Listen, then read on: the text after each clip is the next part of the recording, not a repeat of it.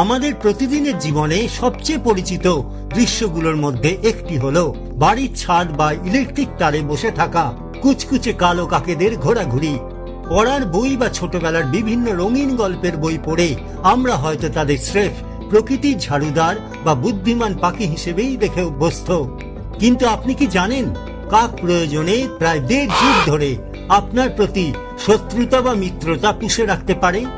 বিজ্ঞানীদের গবেষণায় জানা যাচ্ছে, মানুষের চেহারা চিনে রাখার ক্ষেত্রে কাকেদের দক্ষতা অবিশ্বাস্য। 2006 সালে ইউনিভার্সিটি অফ ওয়াশিংটনের বন্যপ্রাণী বিজ্ঞানী জন মার্জেলুফ এক অভিনব পরীক্ষা চালান।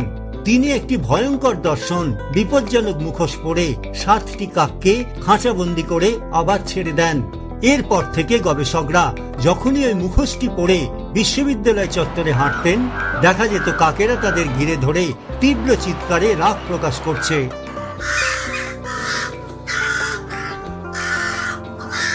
মজার বিষয় হলো, গবেষণায় তৎকালীন মার্কিন ভাইস প্রেসিডেন্ট ডিক চেনির মুখের আদলে তৈরি মুখোশ ব্যবহার করা হয়।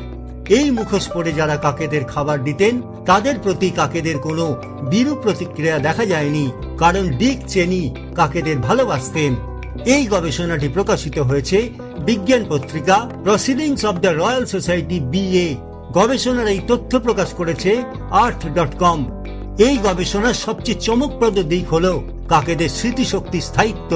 দেখা গেছে 2013 সালে কাকেদের এই আচরণের তীব্রতা ছিল সর্বোচ্চ পর্যায়ে।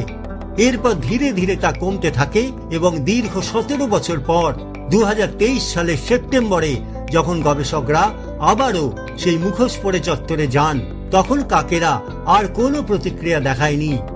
অর্থাৎ 17 বছর পর তারা সেই শত্রুতা হয় ভুলে গেছে বা ক্ষমা করেছে। কাকেরা শুধু নিজেরাই শত্রুতা মনে রাখে না, বরং সেই তথ্য নিজেদের সমাজের অন্যদের, এমনকি পরবর্তী প্রজন্মের কাছেও পৌঁছে দেয়। আমরা আমাদের চারপাশেও এমন ঘটনা প্রায় দেখতে পাই, যেখানে কাকের আক্রমণের কোপে পড়ে অনেকেই ঘরের বাইরে বেরোতে ভয় পেতে শুরু করেন। বিজ্ঞানীরা বলছেন, কাকের বুদ্ধিমত্তা শুধু শত্রুতা মনে রাখায় সীমাবদ্ধ নয়। তারা যন্ত্র তৈরি করতে পারে, এমনকি গণনাও করতে পারে। পাশাপাশি রাস্তার ওপর বাদাম ফেলে গাড়ির চাকায় তা ভেঙে নেওয়া, ডালপালা দিয়ে হুক তৈরি করে গাছের ছাল থেকে পোকা বের করে আনা কাককে অদ্ভুত ক্ষমতা সম্পন্ন এক প্রাণী হিসেবে চিনিয়ে দেয়। বিজ্ঞানীরা জানাচ্ছেন, কাকেদের সামাজিক জীবন অত্যন্ত জটিল। গবেষকরা দেখেছেন, বিভিন্ন অঞ্চলের কাকের ডাকের মধ্যে আঞ্চলিক ভিন্নতা বা উপভাষা রয়েছে।